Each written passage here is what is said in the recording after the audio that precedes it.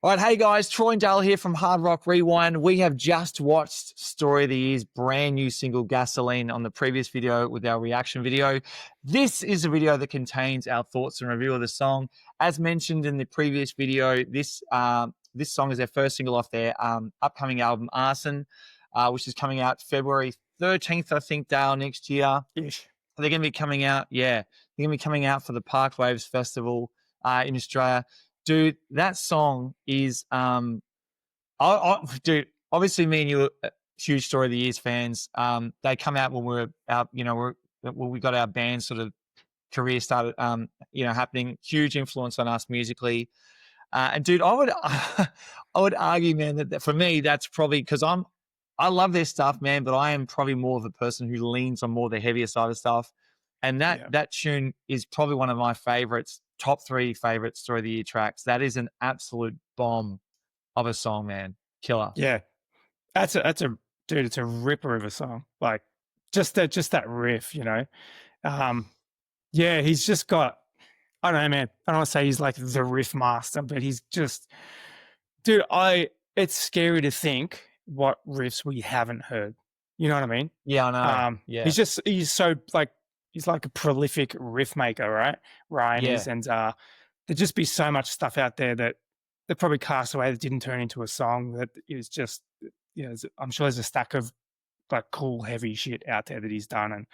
And so this one is again, they're leaning into that heaviness that they had on 10 Meter Pieces, I guess. And dude, I heard the song when the song came out, and it's obviously the first single for the album that's coming, A.R.S.O.N, kind of early to mid Feb.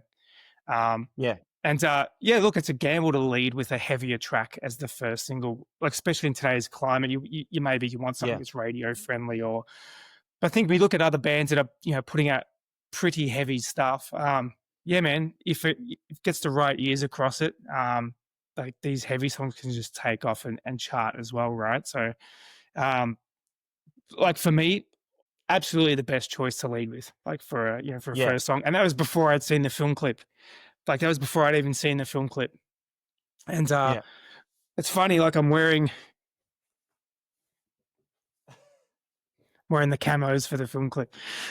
Dude, if that's not like an 80s piss take or like a Schwarzenegger movie, like Commando. Yeah, totally. It's just fucking, it's just funny it's just too funny. And the fact that these characters were created for another film clip, like from War, from their previous album, and they've kind of carried that on. Like I think thematically, I think that's, they're going to put out their next album, maybe 2028 or something, whenever that happens. Yeah.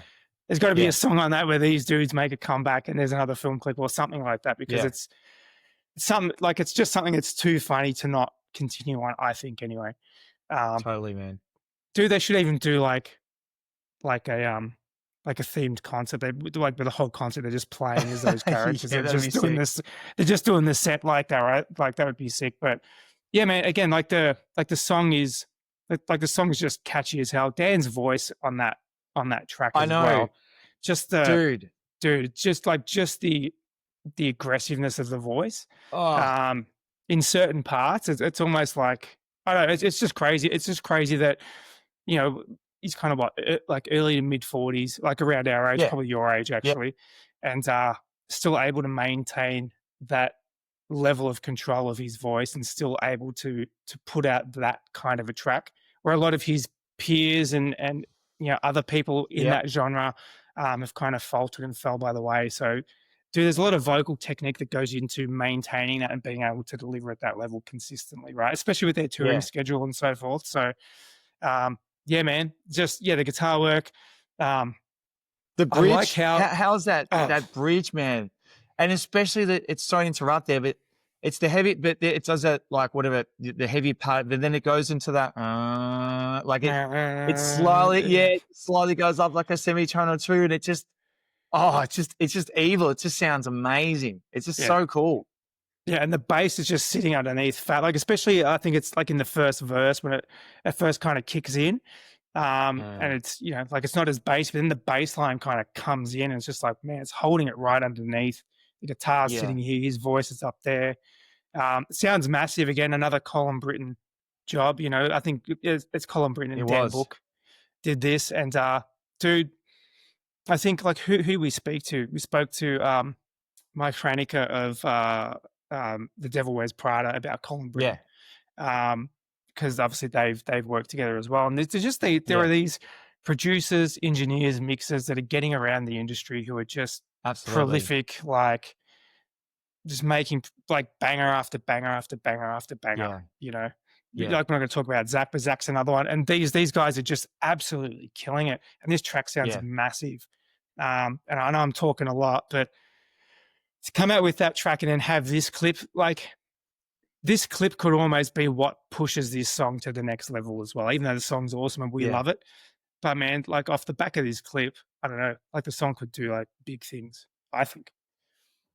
I think Story of the Year, man, they are such a talented band. You're right with Dan's vocals. I mean, I've seen heaps of YouTube videos of him playing live, and he is a talented singer, man. Like he sounds spot on live, can do all the screams, the clean singing, just sings like the album. He is, and you're right, like, you know, they first come out what, 04, 05 or something, you know what I mean? I mean, they So they've blew been up. around for yeah, Yeah. I mean, like obviously prior to that, I think it was like late 90s, yeah, 99, 2000, yeah. whatever. They really didn't have their big break till 2003, I think it was. They kind of blew up But and he's ran off. Yeah, and but his voice, man, he's still like he's gone up another level with the screams and the harshness again. Where Yeah. like I'm not going to name drop, but you know, there are a lot of dudes that have been around that sort of scene that were screamers, and maybe their technique wasn't correct, and you can tell now on their live performances or albums they've had to dial it back a bit or whatnot. Dude, he still can go 10, and with Ryan's writing, man, they're just like their previous album was amazing, like It was a banger, phenomenal dude. album. Yeah, like it's almost, I don't know, like they haven't dropped off at all. Like obviously they had a period, they had the constant, they had a break, then they came back with I think Wolves. That was a pretty Mm. cool album. Their previous one, what was it? Previous one so cool. The To one that Wolves? yeah, after Wolves. What was the one that was just their last album gone? Yeah, Tear Me to Pieces. Yeah.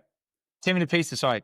Amazing Yeah. album. Had Yeah, some great sick. sort of pop rock, some really like bang on choruses again, true to form. And then to come with this, I'm keen as to see if this album's more of the aggressive sort of stuff like this tune, or they're still going to balance it out. But nonetheless, man, like they have not dropped off at all. And I really, for them, man, they're good dudes, and I really hope they find a new audience with some of these new tracks. I really, obviously, there's fans like us that are going to listen to it, turn up the Yeah, gigs, but yeah. I really hope that their music can find some new audience and new ears, man, because it's amazing, man. This track is a bomb of a track.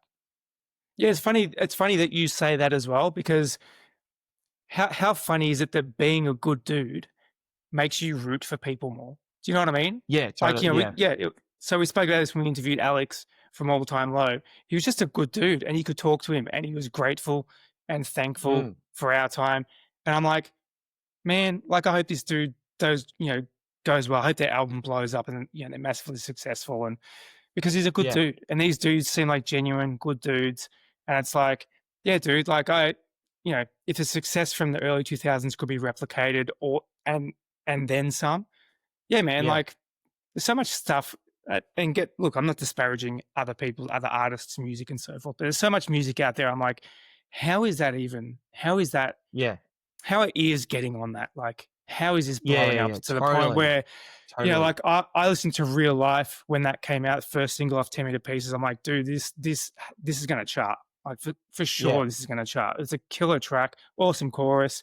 Not too long, so it's kind of fitting into most people's modern yeah, day attention span. And I'm like, and it didn't blow up how I thought it would. And I was like, fuck, yeah, man, I was kind of bummed. I was bummed for them. I'm like, this needs to be mm, massive. Not that that yeah, album wasn't successful. Like I listened to that yeah, album for my wife and me. That album was like our soundtrack for that period, when that came yeah, out. Um, yeah, and yeah, dude, like sick album. I think this album is probably going to be better again, yeah, man. I'm for really keen sure. to hear this, and yeah, absolutely. And hopefully we get a chance to see them in Australia when they come out next year. The Go other for thing it. also, Mm. and Adam, like obviously Adam Russell, bass player. Man, he's a super creative dude who again has his kind of fingerprints all over this. You know, traditionally back in the days, him and Ryan would kind of do a Yeah. lot of the, you know, that kind of guerrilla style Yeah. video editing and kind of marketing of the Yeah. band and promotion of the band and so forth. And I think Jordan Phoenix directed this and Adams Yeah. co-directed it as well.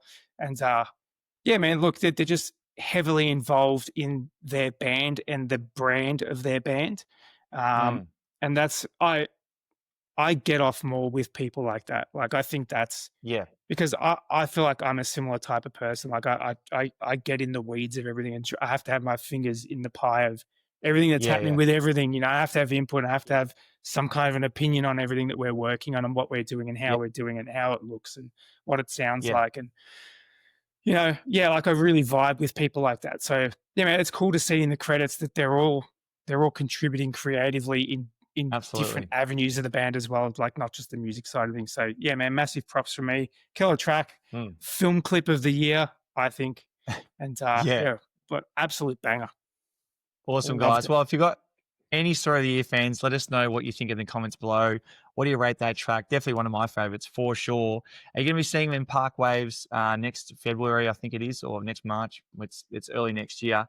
Let us know in the comments once again, guys. If you haven't subscribed and you're liking what we're doing, please consider subscribing. As mentioned, we're gunning for 10K by the end of the year. We'd really love it. We'd really appreciate it if you guys jumped on board. We've got some huge announcements to make next year. So jump on board to find out what we're going to be doing next year. And we will catch you on the next video. See you guys.